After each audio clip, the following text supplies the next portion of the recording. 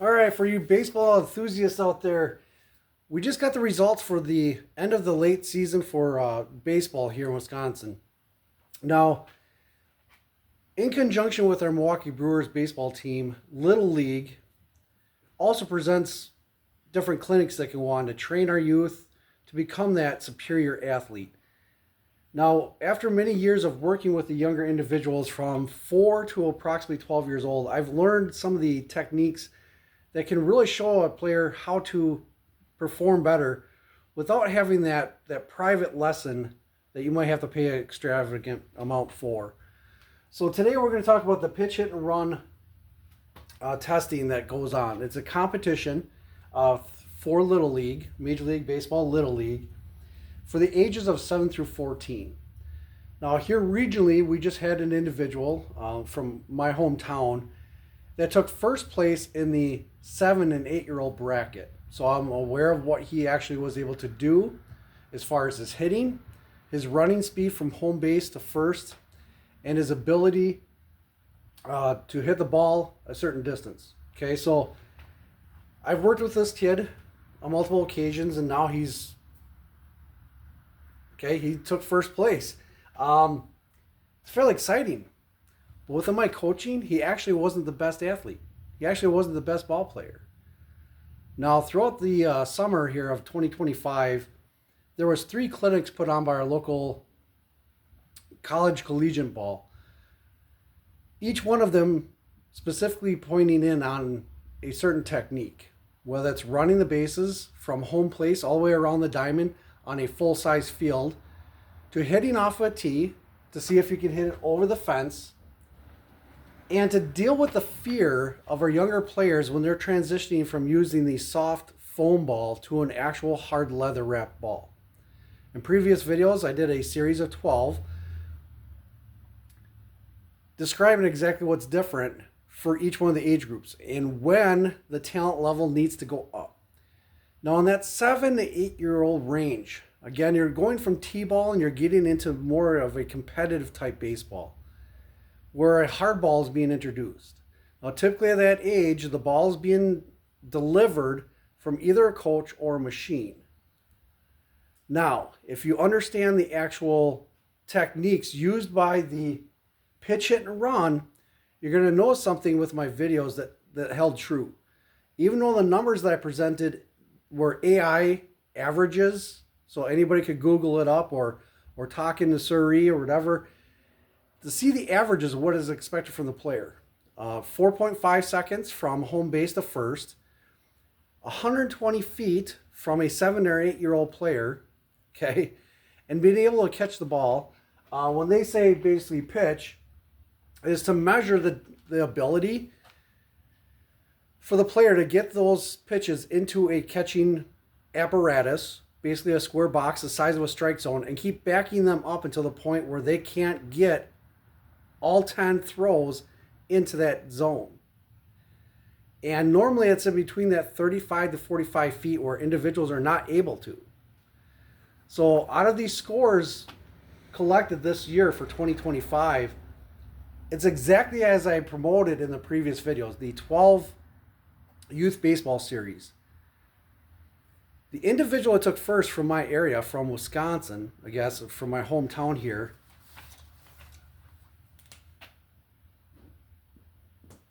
he had 120 feet. Okay, he's a really good slugger. He also was able to run from home base to first in 4.3 seconds. And he was able to go back to 45 feet and get 10 pitches inside of the strike zone or the catching apparatus. 45. Now that's pretty good for a 7 to 8-year-old player. But that is not the best that we have. Now, in order to allow your youth player to increase their ability, their practice means everything. Okay, while travel ball, it's pushing individuals for approximately a month of training, jumping right into tournament series throughout the entire summer. They are not necessarily learning to improve on their performance. They're getting more experience, but they're not performing in an arena where they can adapt to the higher standards. Okay, so again, going back to those videos, be humble, okay? Because the average numbers that are presented to us, they are the average numbers recognized by the pitch, hit, and run. Thousands of youth sports or baseball athletes participate in that. One is chosen from each state, and it's calculated based off of their 3 averages between their pitching ability, hitting ability, and their run performance. The high score is approximately 1,500. That's an absolute perfect for their age group according to the average numbers. This year, our player in in Central Wisconsin, not Wisconsin Rapids, for Central Wisconsin, he hit the averages, and his score was a total of 900. So you can see there's a wide gap, even to individuals that took first place to what's capable of being achieved by our youth, even that 7 and 8-year-old range. There's a lot of room for improvement. So I'm going to be talking about 2 different things today here.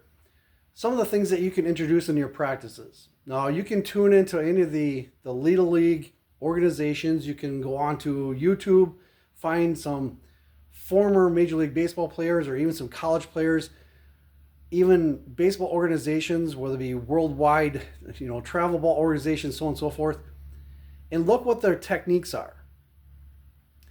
When it comes to batting, normally they'll have a tee set up inside of a batting cage, and it's pitched to them, and they have monitors that will measure the exit speed off the bat, how fast the ball is actually leaving the bat. That average is between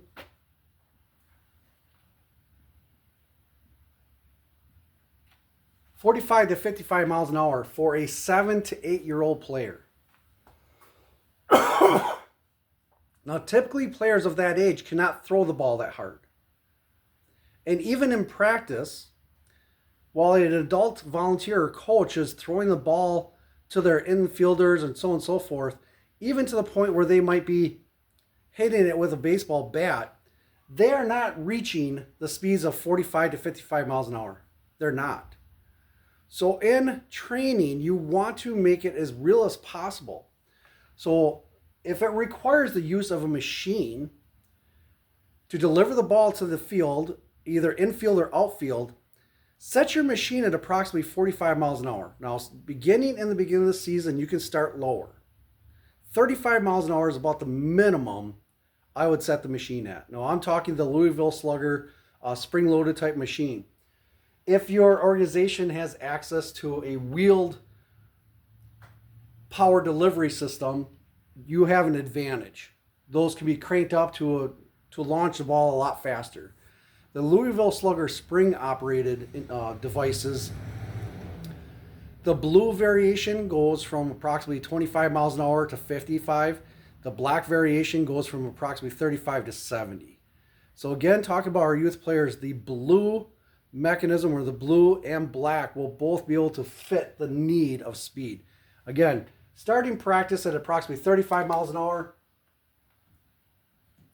moving your way up to 45, and then as you get closer to your actual travel ball season or your summer league season, for your 7 and 8-year-old range, you should be hitting the throws or the delivery from the pitching machine should be in excess of 55 miles an hour. That's going to be the most realistic of what they're going to experience during a tournament. Now, the other thing that we had practiced here in my hometown this last year with the 3 clinics that we put on for our area youth is instead of putting the tee at home base and judging a player's ability to hit the ball from home base to the field, again, where we're using a collegiate college league sized baseball field. So from home base to the outfield grass is approximately 150 feet. Only 2 out of approximately 80 kids that showed up for the clinics were able to hit the grass. Okay? This individual took first for the pitch, hit, and run at the Milwaukee Brewer Stadium. He hit 120.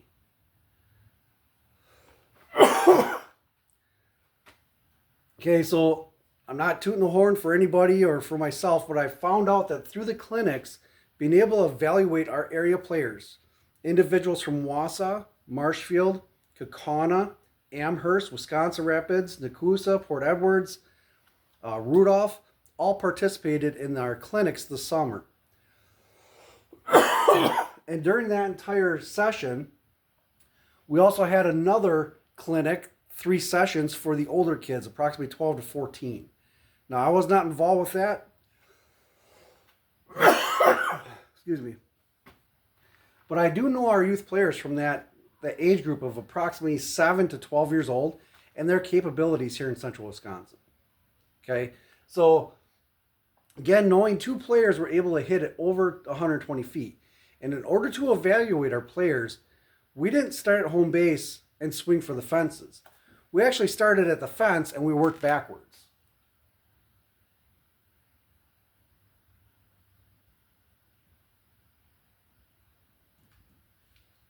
Starting the tee at approximately 50 feet.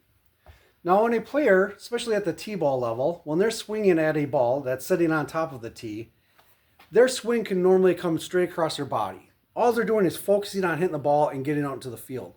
There's no elevation normally to the hits. That's where it comes down to the mechanics. Teaching the mechanics of the proper bat drop and swing through will give you the proper elevation or the angle to the bat when it does make contact with the ball, that you get a vertical movement out of the hit. Something different from T-ball to now getting in a competitive ball. Now, our baseball diamond is set up with a solid outfield fence with an extension above it for protection. So there's a playground right behind the ball diamond. So any home runs or hit are not going into the kids. But it worked out perfect as far as the clinics go. We could take each individual and allow them to move back 50 feet for every ball that they hit over the fence. And we did have 2 players that were able to go back to 125 feet, 120 feet, hit it over the fence, and those same 2 players, they qualified for 150 feet, and then they couldn't go any further.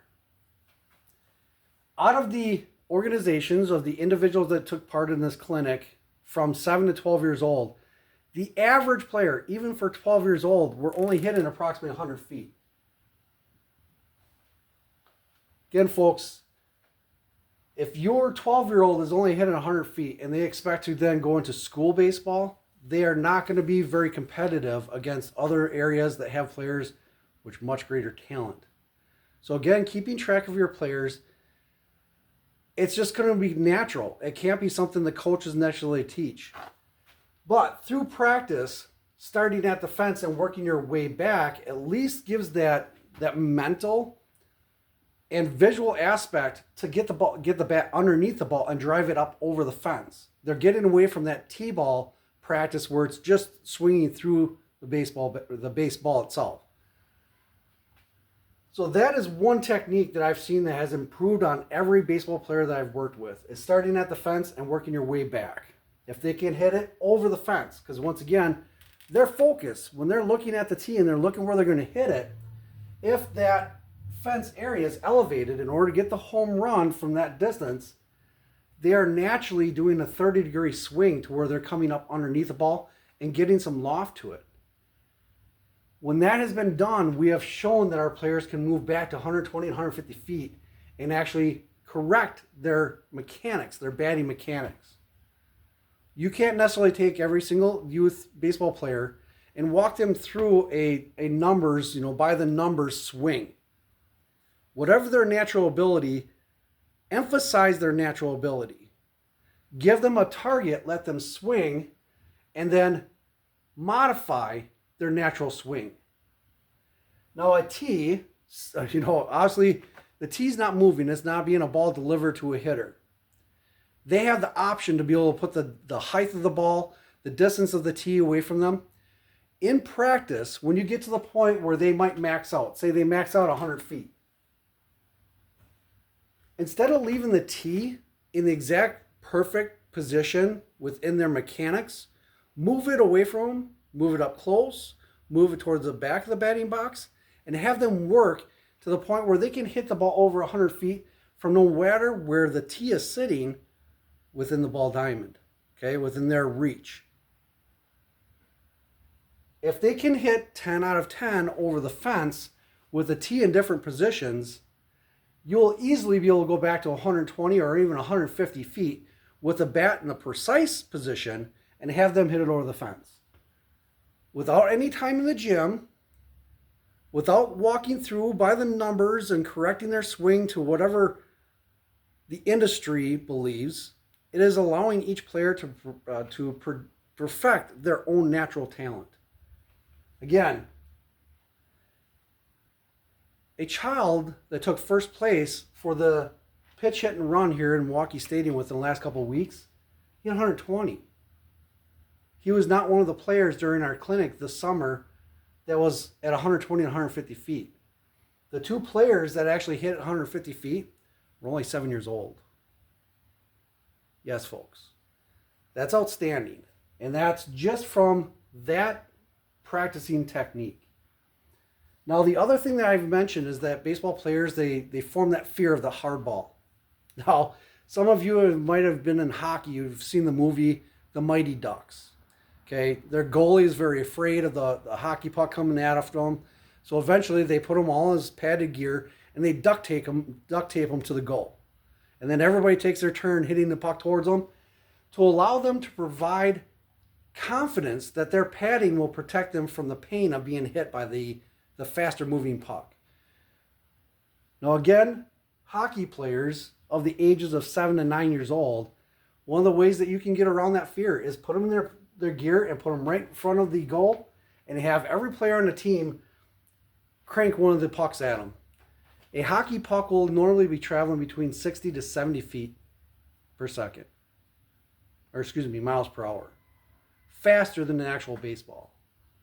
So it pays in the off season from baseball to actually have your students or your players in different sports because they will learn different techniques when it comes to playing fall football, maybe for a recreational team or a private team in the fall. Teaches them to use both hands to catch the football. The same technique that you want to use in baseball with a ground ball. You want to use both hands. Even a catcher, even though they're trying to frame the ball into the strike zone, using two hands allows a transition time if they need to go on with a further play. So again, well, most travel baseball organizations want their players to be in that year-round to where they might only have 1 or 2 months off during the year from baseball. They'll start baseball in, say, like December in an indoor facility until the weather gets nice enough they can go outside to the diamonds without tearing it up. Folks, they should be in other sports. Even with your fall ball within travel ball.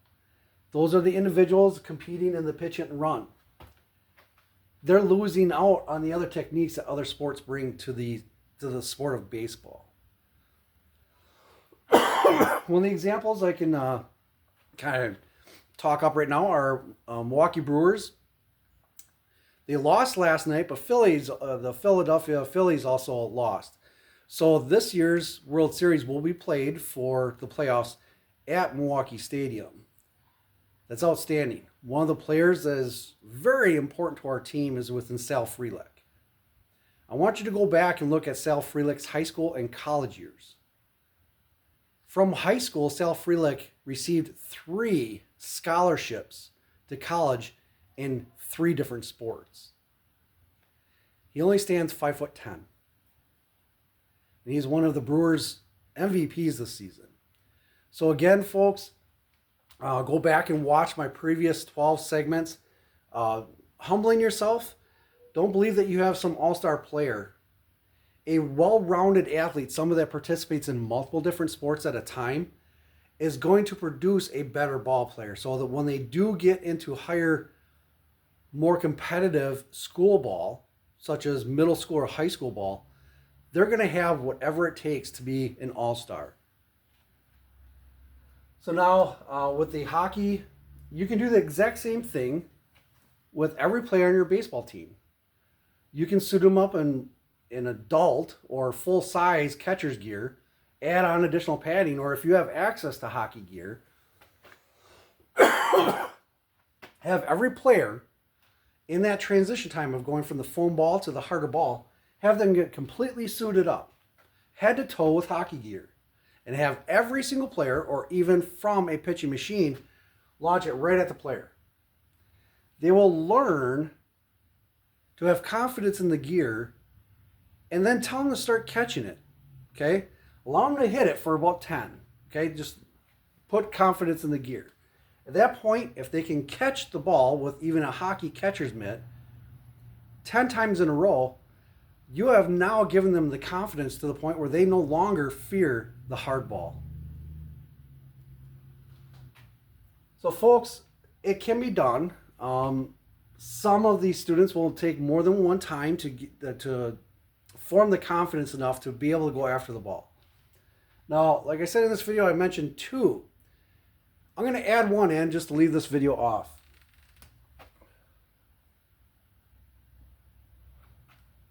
Run to the ball. Okay, many of our baseball youth players, when a ball is hit, they might look in the direction the ball is going and they will run behind the ball, or they will wait for the ball to come to them. Just a simple technique of every time the entire team, as soon as the ball is in its delivery, either from a machine or from the coach, they should immediately be going down into the squatting position, even to the point where they can jump. Okay? Jumping to the point when they come down to the ground is when the ball is passing over home plate. Getting bent at the knees, crouched down into a position where they're immediately starting to move towards a play.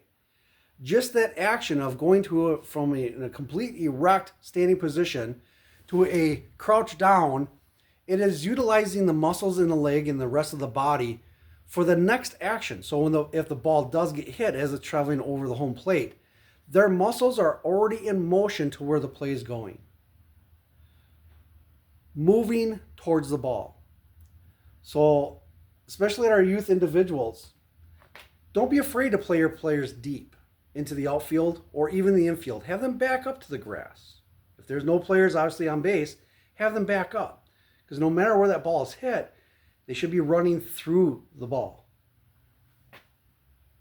Once again, folks, during practice of our younger recreational T-ball, 7 and 8U unorganized baseball, the players will wait for the ball to come to them. And during practice, it's normally a coach hitting the ball with a baseball bat or even throwing it at maybe 30 to 35 miles an hour.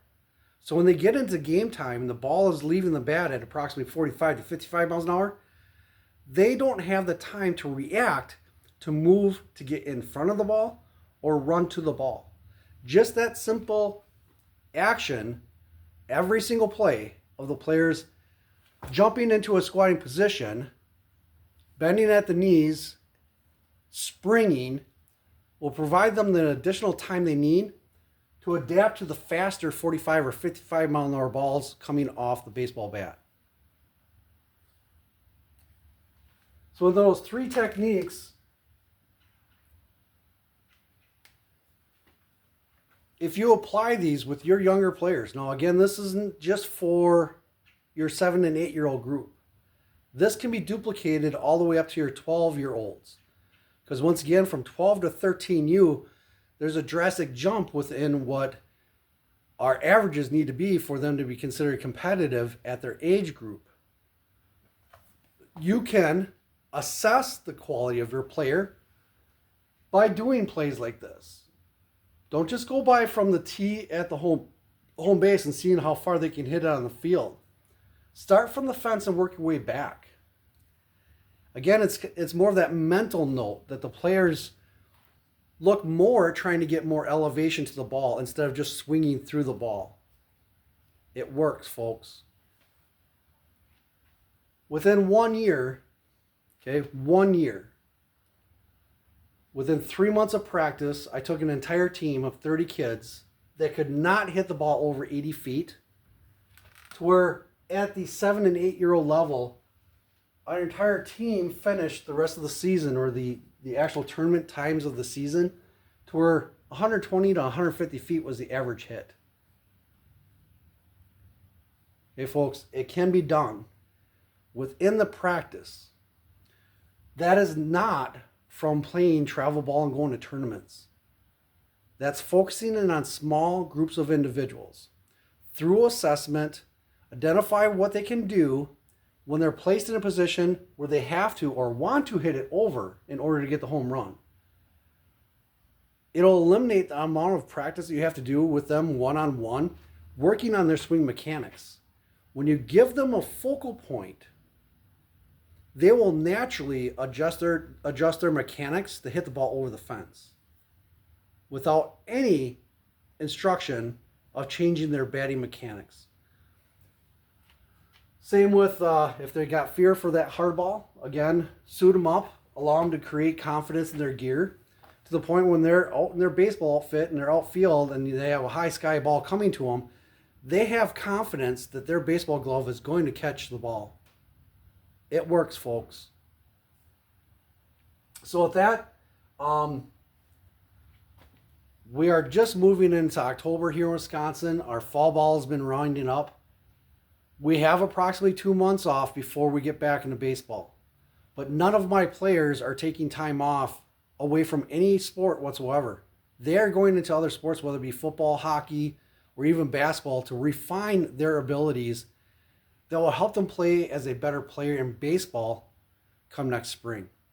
With that, have a good one.